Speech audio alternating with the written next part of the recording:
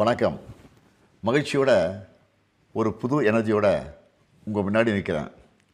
Delimitation என்னும் கருப்பு சட்டத்துக்கு எதிரான நம்ம போராட்டம் வெற்றி பெற்றிருக்கு. இந்த ஆபத்தை ஒரு வருஷத்துக்கு முன்பே அறிந்து இந்த வெற்றியை பெறுவதற்கான எல்லா பணியையும் அப்போவே நாம் தொடங்கணும். மாநில முதல்வர்கள், எதிர்க்கட்சி தலைவர்கள் ஒருங்கிணைப்பு கூட்டம் தொடங்கி நேற்று முன்தினம் கருப்பு கொடி ஏற்றி கருப்பு சட்ட நகலை கொளுத்தினேன். அதுவே நேற்று திண்டுக்கல்ல வெற்றிக்கான வெடியை கொளுத்தினேன். தீ பரவட்டும்னு சொன்னேன்.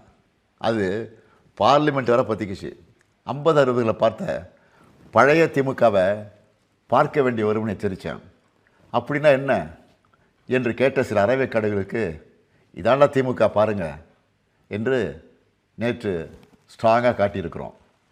தொகுதி மறுவரையறை என்ற பேரில் முழுக்க பாஜகவுக்கு சாதகமாக கொண்டு வரப்பட்ட கருப்பு சட்டத்தை நாடாளுமன்றத்தில் தோற்கடித்த எல்லாருக்கும் தமிழ்நாட்டு முதலமைச்சராக என்னுடைய நன்றி நன்றி நன்றி.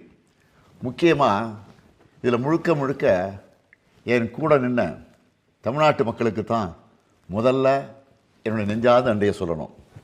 பெண்களுக்கான இடஒதுக்கீடு என்ற மாறு விஷயத்தில் இந்த சட்டத்தை பாஜக கொண்டு வர பார்த்தாங்க. ஆனால் இந்த ஏமாற்று திட்டத்தை முன்னாடி நின்று தோற்கடித்ததே பெண்கள் தான். அவங்களுக்கு என்னுடைய சல்யூட். இந்திய கூட்டணி கட்சிகள் உள்ளிட்ட அனைத்து எதிர்க்கட்சிகளின் எம்பிக்களும் ஒன்றா சேர்ந்து நின்ன காரணத்தினால இது சாத்தியமாகியிருக்கு. வடக்கு தெற்கு என நமக்குள்ள பிளவை ஏற்படுத்தி சண்டை போட்டு வைக்கலான்னு நினச்சவங்களுக்கு சரியான சம்மட்டடி கிடைச்சிருக்கு. 12 ஆண்டுகளில் முதல் முறையாக பிரதமர் மோடி அரசு கொண்டு வந்த அரசியலமைப்பு சட்டத்திருத்த மசோதா தோல்வியடைஞ்சிருக்கு. இது தொடக்கம்தான்.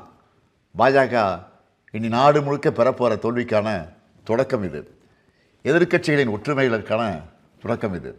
நாம் ஒன்றுபட்டால் வெற்றி உறுதி என நான் தொடர்ந்து சொல்லி வந்தேன். அது உண்மை என காட்டியிருக்கும் தொடக்கம் இது. இந்த நேரத்தில் நேற்று நாடாளுமன்றத்திலையும் மக்கள் மன்றத்திலையும் பெண்கள் இடஒதுக்கீட்டுக்கும் இந்த மசோதாவுக்கும் எந்த சம்பந்தமும் இல்லை. இது ஒரு தேசவிரோத சட்டம், இதை அனுமதிக்க மாட்டோம், இதை எல்லோரும் சேர்ந்து தோற்கடிப்போம் என தெளிவான உணர்வுகளை வெளிப்படுத்தின மக்களவை எதிர்க்கட்சி தலைவர் அன்பு சகோதரர் ராகுல் காந்தி அவர்களுக்கும், காங்கிரஸ் நாடாளுமன்ற கட்சித் தலைவர் அம்மையார் சோனியா காந்தி அவர்களுக்கும், காங்கிரஸ் பேரியக்கத்தினுடைய தலைவர் திரு மல்லிகார்ஜுன் கார்கே ஆகியோருக்கும் என்னுடைய நன்றியை தெரிவிச்சுக்கிறேன். காங்கிரஸ் மட்டுமல்ல, திரிணாமுல் காங்கிரஸ் கட்சி தலைவர் அருமை சகோதரி மமதா பானர்ஜி, உத்தரப்பிரதேசத்தின் ஒளிவிளக்கு சகோதரர் அகிலேஷ், ஆம் ஆத்மி கட்சி தலைவர் அரவிந்த் கெஜ்ரிவால், ராஷ்ட்ரிய ஜனதா செயல் தலைவர் தேஜஸ்வி, தேசியவாத காங்கிரஸ் செயல் தலைவர் சுப்ரியா சுரே, பிஜு ஜனதா தலைவர் நவீன் பட்நாயக், ஜார்க்கண்ட் முக்தி மோர்ச்சா தலைவர் ஹேமந்த் சோரன், ஜம்மு காஷ்மீர் தேசிய மாநாட்டு கட்சி தலைவர் ஃபருக் அப்துல்லா, சிவசேனா தலைவர் உத்தவ் தாக்கரே, இந்திய கம்யூனிஸ்ட் கட்சியுடைய பொதுச் செயலாளர் சகோதரர் டி ராஜா, மார்க்சிஸ்ட் கம்யூனிஸ்ட் கட்சியுடைய பொதுச் செயலாளர் எம்ஏ பேபி, பிஆர்எஸ் கட்சி தலைவர் கே சந்திரசேகர ராவ், சிரோமணி அகாலிதள தலைவர் சுக்பீர் சிங் பாதல் ஆகிய தேசிய தலைவர்களுக்கும் என்னுடைய நன்றிகள்.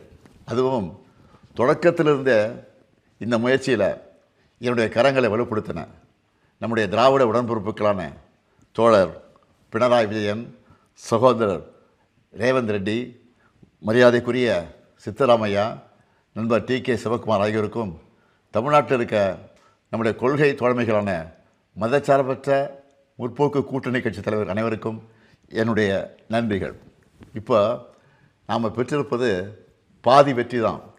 2001ஆம் ஆண்டில் செஞ்ச மாதிரியே இப்போவும் அடுத்த 25 ஆண்டுகளுக்கு, அதாவது 2051 வரை தொகுதி எண்ணிக்கையை மறுவரையறை செய்கிறத தள்ளி வைக்க அரசியலமைப்பு சட்டம் திருத்தம் கொண்டு வரணும்.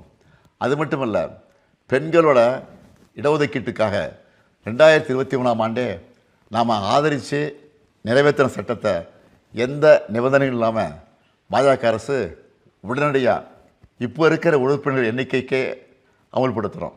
அதுதான் முழு வெற்றியாக அமையும். அதுக்காக போராடுவோம். மகிழ்ச்சியான இந்த நேரத்தில் இந்த தொகுதி மறுவரையறை சட்டம் யாரெல்லாம் நம் நண்பர்கள் என மட்டும் அடையாளம் காட்டலை, தமிழ்நாட்டின் துரோகிகள் யாருன்னு அவங்க வாயாலே சொல்ல வச்சிருக்கு. அப்படி துரோகம் செஞ்ச பழனிசாமியின் அடிமை கும்பலுக்கு தேர்தலுக்கு முன்னாடியே படுதோல்வி கிடைச்சிருக்கு. பழனிசாமி டெல்லியோட ஏஜென்ட் என்பது மீண்டும் நிரூபணமாகியிருக்கு. நம்ம திராவிட இயக்க வரலாறு என்ன? இந்திய அரசியலமைப்பு சட்டத்தில் முதல் சட்ட திருத்தத்துக்கு போராடி இடஒதுக்கீட்டை கொண்டு வந்தது திமுக. எப்பெல்லாம் இந்தி திணிப்பு வருதோ அப்பெல்லாம் உறுதியாக போராடி வென்றது திமுக. அதே மாதிரி தான் நேற்று தமிழ்நாட்டோட உரிமைகளை பிரதிநிதித்துவத்தை தடுக்க நினைச்சதை போராடி வென்றிருக்கு திமுக. இந்தியாவே இன்றைக்கி திராவிட முன்னேற்றக் கழகத்தை பற்றி உயர்வாக பேசுது. நம் வெற்றிகள் தொடரும்.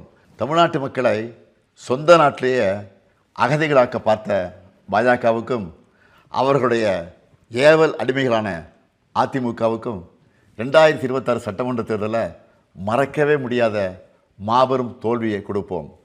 வெல்வோம் ஒன்றாக. நன்றி, வணக்கம்.